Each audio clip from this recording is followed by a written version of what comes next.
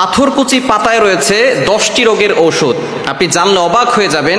এই গাছগাছালির ভিতরে কিন্তু আল্লাহ তাআলা অনেক শেফা দিয়েছেন, আমরা অনেকেই জানি না। আল্লাহ পাক রব্বুল আলামিন কোনো কিছুই কিন্তু অনর্থক সৃষ্টি করেন না। আল্লাহ তাআলা নিজে বলে দিয়েছেন 4 নম্বর পারা 14 নম্বর পৃষ্ঠার 11 নম্বর লাইন সূরা আলে ইমরানের 191 নম্বর আয়াতে আল্লাহ বলছেন, রব্বানা মা খালাকতা হাযা বাতিলা সুবহানাকা ফাকিনা আযাবান নার।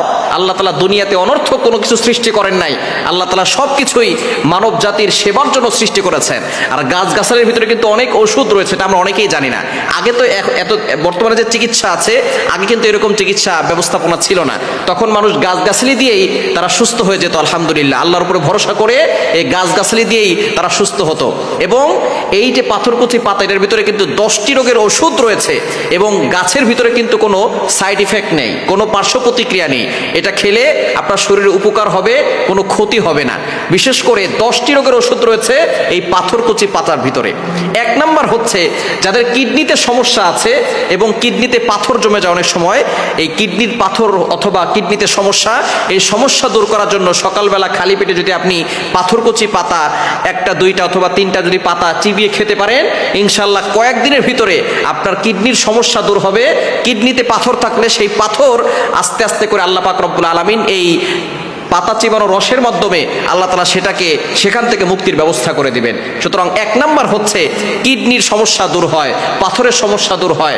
2 নাম্বার হচ্ছে যাদের চেহারার ভিতরে কালো দাগ রয়েছে, পক্সের দাগ হতে পারে, কালো দাগ হতে পারে, ব্রণের দাগ হতে পারে, যদি আপনি এই পাথরকুচি পাতাটাকে ভালো করে পেস্ট করে ওটা যদি আপনি মুখে লাগাতে পারেন, ইনশাআল্লাহ আপনার চেহারা সুন্দর হবে এবং বিভিন্ন ধরনের যে দাগ আছে, দাগের ভিতরে পেস্ট করে 10-15 মিনিট লাগিয়ে রাখলে দেখবেন সেই দাগটা কয়েকদিন লাগালে আস্তে আস্তে করে সেই দাগটা উঠে যাবে। আল্লাহ তাআলার কি নিয়ামত এই গাছের ভিতরে রয়েছে।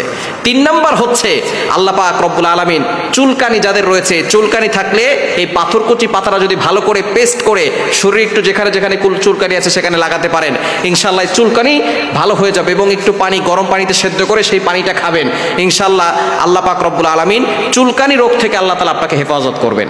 4 নাম্বার হচ্ছে যাদের পেট ব্যথা আছে, পেট ব্যথা যদি হয় তাহলে আপনি পাথরকুচি পাতাটাকে আপনি গরম পানিতে খাবেন, ইনশাআল্লাহ আপনার পেট ব্যথা দূর হয়ে যাবে। এবং 5 নাম্বার হচ্ছে যাদের আমাশা আছে, আমাশা হলেও আপনি পাথরকুচি পাতাটাকে যদি আপনি খেতে পারেন, চিবিয়ে খেতে পারেন অথবা পানির সাথে, গরম পানির সাথে মিশিয়ে খেলে আপনার আমাশা দূর হয়ে যাবে। এবং 6 নাম্বার হচ্ছে অনেকের ডায়াবেটিস আছে, ডায়াবেটিসটাকে নিয়ন্ত্রণ করে পাথরকুচি পাতা।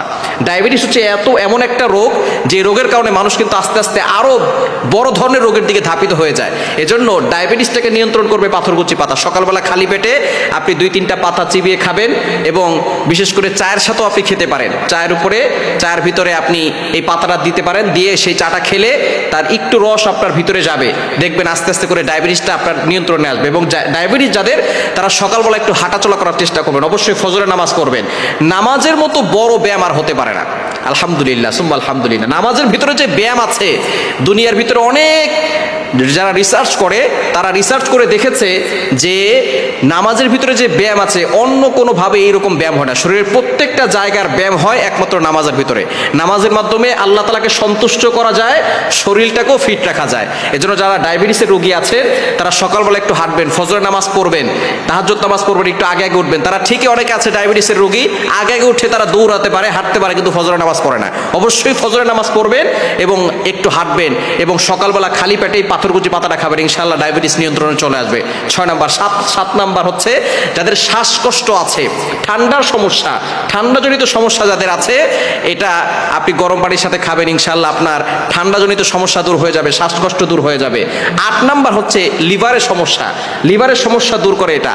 এবং অনেকের হজম শক্তি কম, হজম শক্তির জন্য আপনি পাথরকুচি পাতা খেতে পারেন। পাথরকুচি পাতাটাকে আপনি পানিতে খেতে পারেন গরম করে, অথবা পেস্ট বানিয়ে খেতে পারেন।